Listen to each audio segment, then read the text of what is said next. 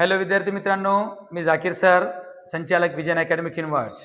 तर विद्यार्थी मित्रांनो, आजच्या या व्हिडिओमध्ये आपण मराठी व्याकरणाच्या महत्त्वाच्या प्रश्नांवर आज आपण अभ्यास करणार आहोत, चर्चा करणार आहोत. जे प्रश्न मागील पोलीस भरतीमध्ये विचारण्यात आलेले आहेत, तर अपेक्षा करतो की तुम्ही मराठी विषयाचाच आणि त्याचबरोबर इतर विषयांचाही सुरळीतपणे व्यवस्थित प्रकारे अभ्यास करत असाल. तुमच्या अभ्यासामध्ये भर पडावी या हेतूने आज मी मागच्या 2026 मध्ये मराठी विषयाचे विचारलेले जे प्रश्न आहेत ते घेऊन तुमच्याकरिता आलेलो आहोत. तर सुरुवात करतो. पहिला प्रश्न पहा इथं.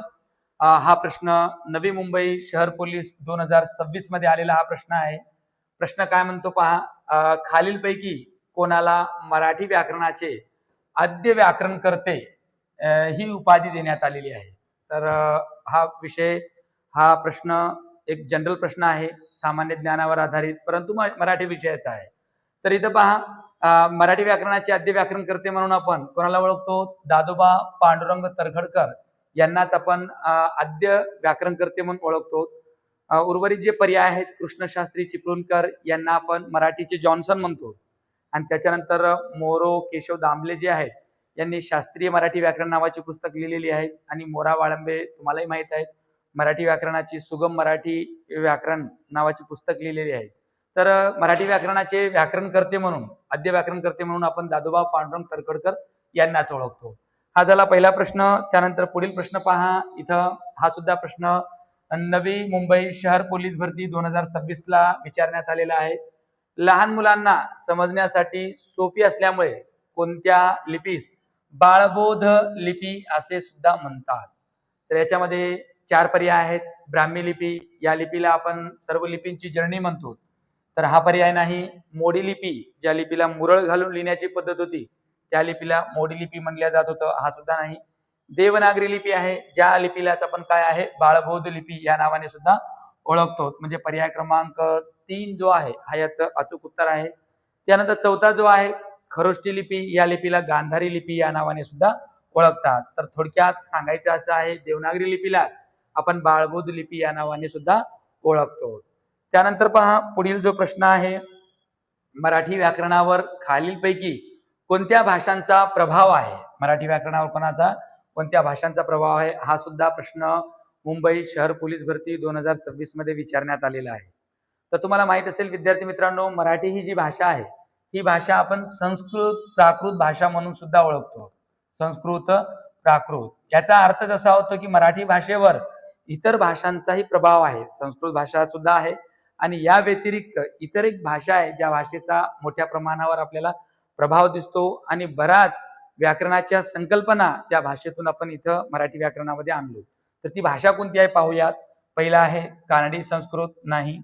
इंग्रजी व संस्कृत आहे, कारण इंग्रजी व्याकरणातील बरेच घटक मराठी व्याकरणामध्ये आपण वापरलेले आहेत, जसे की प्रयोग असेल, त्याच्यानंतर विरामचिन्ह असेल, हे जे घटक आहेत आपण इंग्रजी भाषेतूनच मराठी भाषेमध्ये घेतलो. म्हणजे थोडक्यात असं म्हणता येईल की आपल्या मराठी भाषेवर इंग्रजी भाषाचा प्रभाव आहे, आणि संस्कृत तर मराठी भाषेची जननी आहे, त्या भाषेचा काही विषयच नाही. म्हणजे 2 आहेत, इंग्रजी व संस्कृत. उर्वरित संस्कृत फारशी नाही, आणि संस्कृत तेलुगू सुद्धा नाही. त्यानंतर पहा पुढील जो प्रश्न आहे, याच्यामध्ये मराठी वर्णमालेत एकूण किती महाप्राण आहेत? तुम्हाला माहित असेल, महाप्राण असे वर्ण ज्यांचा उच्चार करताना फुफ्फुसावाटे काय आहे, तोंडावाटे त्यांचा, म्हणजे त्याला म्हणतो आपण हवा बाहेर फेकल्या जाते, असे वर्ण हे किती आहेत मराठी व्याकरणामध्ये? तर महाप्राणाची संख्या जी आहे 14 महाप्राण आहे. त्यापैकी आपल्याला परिचयाचा ह हा वर्ण आपण मोठ्या प्रमाणात वापरतो. इतर सुद्धा 13 महाप्राण आपल्याला मराठी व्याकरणामध्ये दिसतात. त्यानंतर पहा पुढील जो प्रश्न आहे, याच्यामध्ये खालीलपैकी अयोग्य पर्याय कोणता आहे? कोणता अयोग्य पर्याय? नवी मुंबई शहर पोलीस भरती 2026 मध्ये आलेला हा प्रश्न आहे. अयोग्य पर्याय विचारलेला आहे याच्यामध्ये. तर बघा, पहिला पर्याय काय? स्वर, व्यंजन अधिक स्वर बरोबर अक्षर, करेक्ट आहे, याच्यात काय डाऊट नाही, म्हणजे पर्याय करेक्ट आहे. त्याच्यानंतर स्वर अधिक स्वर बरोबर संयुक्त स्वर, हाही पर्याय बरोबर आहे, म्हणजे पर्याय करेक्ट आहे, कारण 2 स्वर जेव्हा एकत्र येतात तेव्हा संयुक्त स्वर बनतो. तिसरा पहा, व्यंजन तेच व्यंजन जोडाक्षर. तर जोडाक्षर बनण्यासाठी आपल्याला व्यंजन लागतो आणि व्यंजन लागतो, त्यानंतर स्वर लागतो, मग नंतर कुठेतरी जोडाक्षर बनतो. म्हणजेच आपल्याला अयोग्य पर्याय जो शोधायचा आहे, तर अयोग्य पर्याय कोणता आहे, हा दिलेल्या प्रश्नातला अयोग्य म्हणजे ज्याचं उत्तर अयोग्यामध्ये येणार आहे पर्याय क्रमांक 3 आहे. बाकी व्यंजन अधिक व्यंजन हा सुद्धा करेक्ट आहे. म्हणजे इथं अयोग्य विचारण्यात आलेला आहे, म्हणून या प्रश्नाचा उत्तर जो आहे काय पर्याय क्रमांक 3 आहे. हे एक लक्षात ठेवा. त्यानंतर पहा पुढील जो प्रश्न आहे, गिरीश या शब्दाची म्हणजे अचूक पोट शब्द पोट कशी होईल संधीचा प्रश्न आहे. हा सुद्धा प्रश्न नवी मुंबई शहर पोलीस भरती 2026 मध्ये विचारण्यात आलेला प्रश्न आहे. तर विद्यार्थी मित्रांनो, जेव्हा संधीवर एखादा प्रश्न आला तर आपल्याला शब्दाची फोड करावी लागेल किंवा मग दिलेला शब्द कोणत्या संधीचा आहे तो आपल्याला ओळखावा लागेल. इथं गिरीश या शब्दाची जी अचूक फोड आहे तरी कोणती आहे, पर्याय क्रमांक 1 हा उत्तर करेक्ट आहे. का हा शब्द जेव्हा आपण लिहितो गिरी अधिक ईश जो आहे याच्यामध्ये री म्हटल्यावर दीर्घई आहे आणि इथं सुद्धा ई दीर्घई आहे. म्हणजेच दीर्घ ई अधिक दीर्घ ई बरोबर काय आहे, दीर्घ ई बनणार आहे. म्हणजेच हा जो उदाहरण आहे स्वर संधीतला दीर्घ तो स्वर संधीतला हा एक प्रकार आहे. म्हणजे पर्याय क्रमांक 1 जो आहे हा याचा अचूक उत्तर आहे. त्याची पोट शब्द किंवा त्याची फोडणी अशा प्रकारे होईल. त्यानंतर पहा पुढील प्रश्न काय म्हटलेला आहे, अनुक्रमे प्रथम व्यंजन संधी, स्वर संधी, अनुनासिक संधी आणि विसर्ग संधी असणारा पर्याय निवडा. म्हणजेच एका प्रश्नामध्ये आपल्याला 4 प्रकारच्या संधीच्या उदाहरणाचा इथं आपल्याला विचार करावा लागेल. तर इथं पहिल्यांदा विचारण्यात आलेल्या प्रथम व्यंजन संधी म्हणजे इथं व्यंजन संधीचा उदाहरण पाहिजे. पर्याय क्रमांक 1 पहा, प्रत्येक, क्षुत्पिडा, दुरात्मा आणि वाङ्मय आहे. इथं प्रत्येक या शब्दाचा विग्रह कसं होईल, मग प्रति अधिक 1 असा होईल. म्हणजेच इथं प्रति ई म्हणल्यानंतर इथं ए म्हणजे हा स्वर संधी झाला, इथं नाही पर्याय. दुसरा आहे क्षुत्पिडा आहे, तर या शब्दाचा आपण जर विग्रह केलो तर याचं कसं होईल, मग शुद्ध अधिक पीडा म्हणजे इथं काय आहे, व्यंजन संधी आहे, हा शब्द बरोबर आहे. त्यानंतर दुसरा आपल्याला विचारण्यात आलेला आहे इथं स्वरसंधी पाहिजे. स्वरसंधीचा उदाहरण इथं प्रत्येक जो शब्द आहे या शब्दाला जर आपण विग्रह केलो तर कसं होईल, याचं प्रति अधिक 1 म्हणजे इथं हा सुद्धा ती आणि इथं ए म्हणजे इथं स्वरसंधी झाली. त्याच्यानंतर तिसरा आपल्याला इथं अपेक्षित उत्तर आहे अनुनासिक संधी पाहिजे. मग इथं शब्द कोणता आपला वाङ्मय आहे. वाङ्मय या शब्दाचा जर आपण विग्रह केलो तर याचं कसं होईल, वाक अधिक मय आहे म्हणजे इथं अनुनासिक सुद्धा आपल्याला पाहायला मिळतो. आणि त्याच्यानंतर हा सुद्धा बरोबर आहे.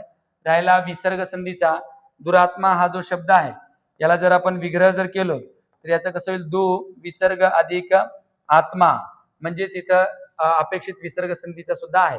म्हणजे या एका पर्यायामध्ये इथं व्यंजन संधी, त्याच्यानंतर स्वर संधी, अनुनासिक आणि त्याच्यानंतर विसर्ग, पर्याय क्रमांक 2 याचं अचूक उत्तर आहे. त्यानंतर पहा पुढील जो प्रश्न आहे काय म्हणलेले आहे, अधोरेखित शब्दाची जात ओळखा, त्याचे बोलणे मनाला लागले आहे.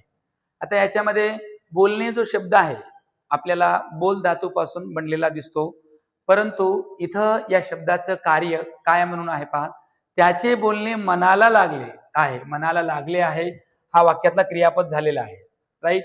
आता याच्यामध्ये बोलणे जो शब्द आहे हा शब्द बोल धातूपासून बनलेला आहे. कोणता, बोल या धातूपासून बनलेला आहे. म्हणजेच तो इथं नामासारखं कार्य करतो. म्हणजेच नामामध्ये कोणतं नाम आहे, सामान्य नाम नाही, त्याच्यानंतर भाववाचक नाम नाही, विशेष नाम नाही, हा धातू साधित नाम आहे. का, धातूपासून बनलेला आहे, त्याचे बोलणे मनाला लागले आहे. तर इथं बोलणे हा शब्द क्रियावाचक असला तरी इथं क्रियापद म्हणून त्याचा इथं वापर होत नाही. जर असं जर आपण एखादं उदाहरण जर पाहिलो, उदाहरणात पहा, तो मराठी बोलतो, हा वाक्य आहे, तो मराठी बोलतो. तर इथं आपण म्हटलो असतो की बोलतो जो शब्द आहे इथं क्रियापद म्हणून याचं कार्य होतो. इथं काय आहे, क्रियापद म्हणून या शब्दाचा इथं वापर होतो. म्हणजे थोडक्यात सांगायचं असं आहे, धातूपासून सुद्धा नामे बनतात आणि धातूपासून बनलेल्या नामांना धातू साधित नामे सुद्धा आपण म्हणतो. त्यानंतर पहा पुढील प्रश्न काय आहे, बाळांनो या शब्दात असणारी विभक्ती कोणती आहे. मराठी व्याकरणामध्ये विभक्ती एक महत्वाचा घटक आहे. तुम्हालाही माहित असेल विभक्ती 8 प्रकारची आहे. याच्यामध्ये बाळांनो, नो म्हणल्यानंतर इथं हाक आहे, ती बी अनेक वचनी हाक आहे. म्हणजे ज्याला आपण संबोधन म्हणतो, पर्याय क्रमांक 1 याचं उत्तर आहे. ज्याच्यामध्ये हाक मारल्या जाते ती विभक्ती कोणती आहे, संबोधन विभक्ती आहे. याच्यामध्ये अनेक वचनात नो वापरतो, एक वचनामध्ये कसल्याही प्रकारचा प्रत्यय वगैरे आपण वापरत नाही. पर्याय क्रमांक 1 हा याचं उत्तर आहे. त्यानंतर पहा पुढील जो प्रश्न आहे, काप, आठव, स्मर, लोट हे धातू कोणत्या प्रकारात मोडतात?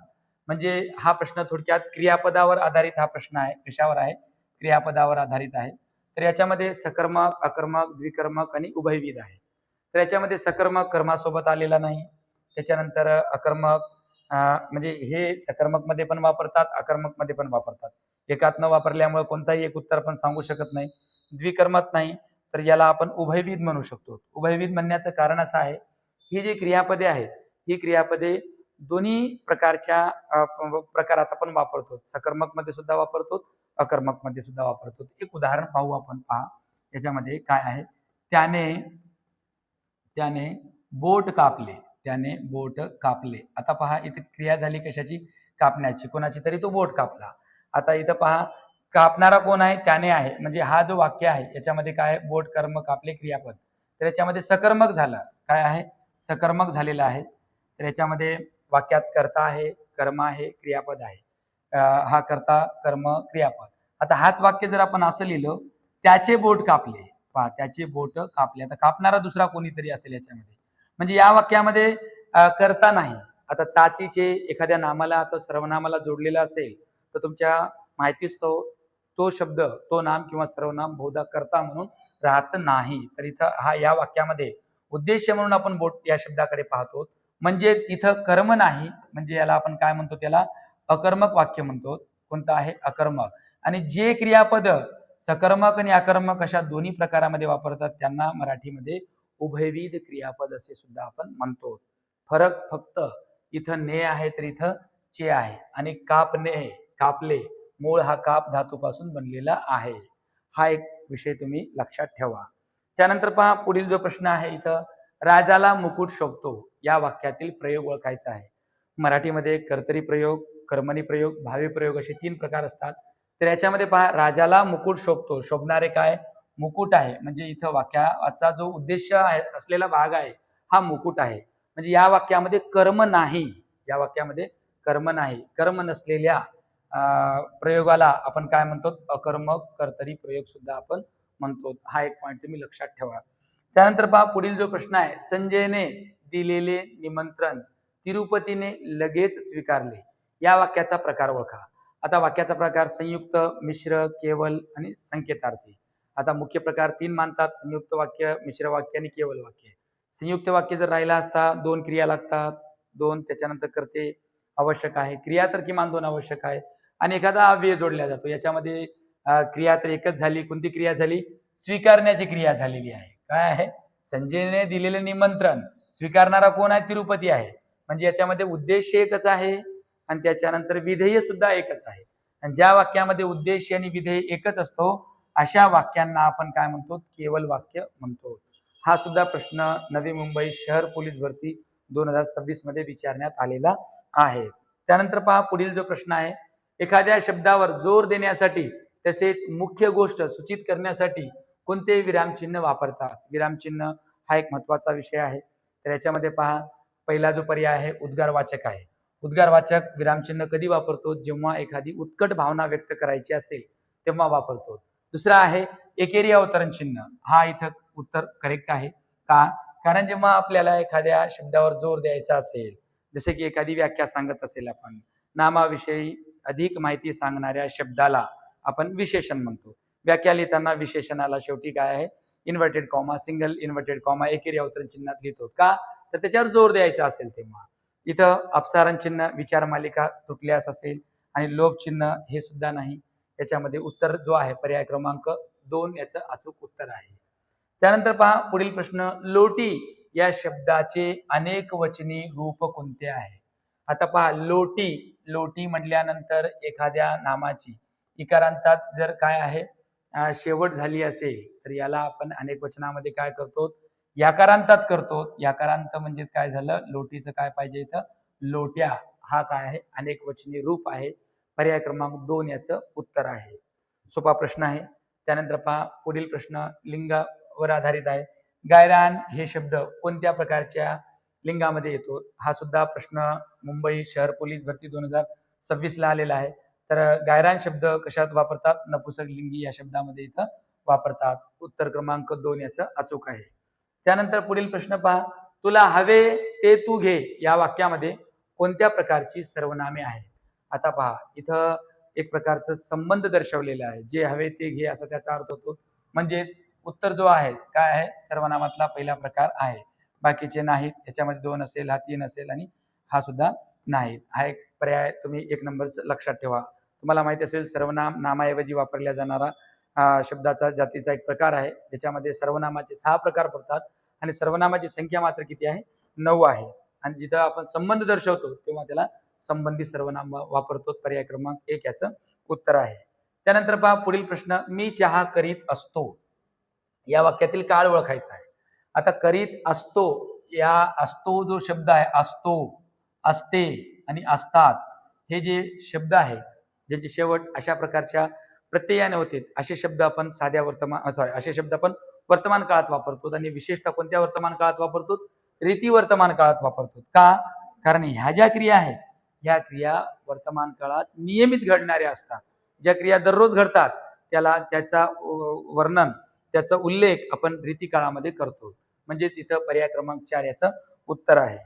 त्यानंतर पुढील प्रश्न पहा, आभाळागत माया तुझी आमावरी राहू दे हे कोणत्या प्रकारचे अलंकार आहे?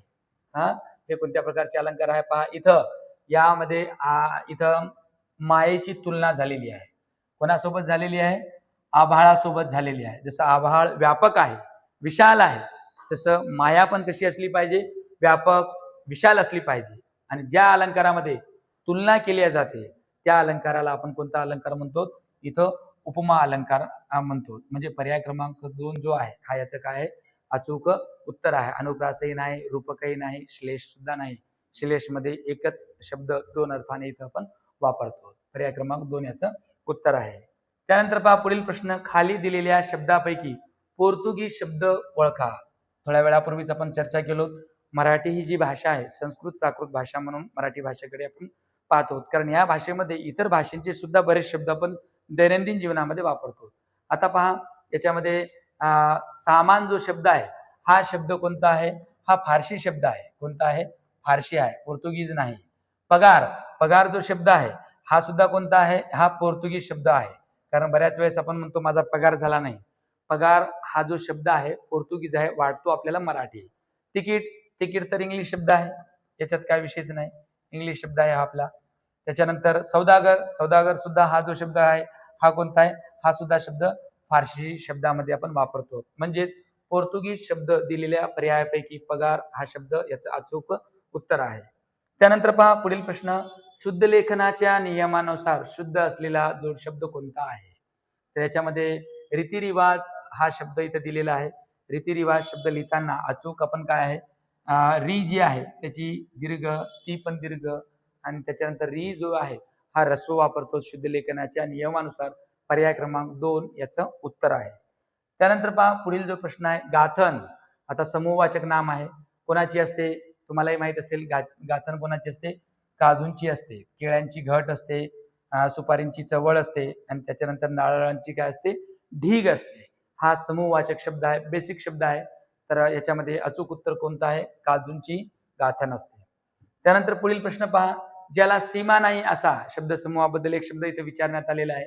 हा सुद्धा प्रश्न मुंबई शहर पोलीस भरती 2026 मधलाच आहे. तिथे ज्याला सीमा नाही त्यासाठी आपण काय म्हणतो? असीम हा शब्द इथं वापरतो. तर याच्यासाठी पर्याय क्रमांक 3 अचूक उत्तर ठरेल. त्यानंतर पहा पुढील जो प्रश्न आहे, हलवायाच्या घरावर तुळशीपत्र, मनीवर आधारित असलेला प्रश्न आहे. या मनीचा योग्य अर्थ कोणता होतो? सुखापेक्षा दुःख अधिक असणे नाही म्हणू शकत आपण. इथं पहा, परस्पर दुसऱ्याची वस्तू तिसऱ्याला देणे हा याचं अचूक उत्तर आहे. कारण यालाच म्हणतो हलवायाच्या घरावर तुळशीचे पत्र. परस्पर दुसऱ्याची वस्तू तिसऱ्याला देणे. स्वतःवरील संकट दुसऱ्यावर ढकलणे सुद्धा नाही आणि कंजूस वृत्तीचा सुद्धा नाही. पर्याय क्रमांक 2 याचं उत्तर आहे. त्यानंतर पहा पुढील प्रश्न, उंबराचे फूल आहे. उंबराचे फूल कोणाला म्हणतो? अहंकारी व्यक्तीला नाही म्हणत आपण, निरुपयोगी वस्तू पण नाही, क्वचित भेटणारी पण नाही. याच्यामध्ये आहे कोणतं? क्वचित भेटणारी व्यक्ती आहे, ज्यालाच आपण काय म्हणतो? उंबराचे फूल म्हणतो.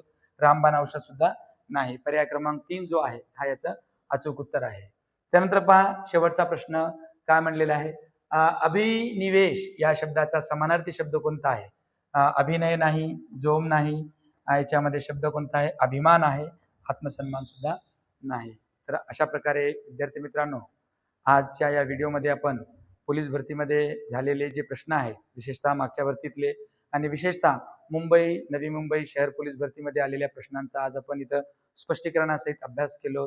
अपेक्षा करतो की तुमच्या अभ्यासामध्ये या प्रश्नांचा उपयोग होईल आणि तुम्हालाही एक आयडिया येऊन जाईल की पोलीस भरतीत मराठी विषयाचे प्रश्न कसे येतात हे तुम्हाला समजून जाईल. अपेक्षा करतो की तुमचा अभ्यास सुरळीत चालू असेल आणि सातत्याने अभ्यास चालू ठेवा. येत्या काळात जी काही भरती होणार आहे त्या भरतीमध्ये सुद्धा अशाच प्रकारचे प्रश्न येतात आणि मागच्या वर्षीचे जेवढे होता होईल तेवढे PYQचा तुम्ही सविस्तरपणे अभ्यास करा. कारण PYQज आपल्याला एक मार्ग दाखवतात की अभ्यास कसा करायचा आणि प्रश्न कशा प्रकारे विचारतात. तर तत्पूर्वी आपण थांबू. धन्यवाद.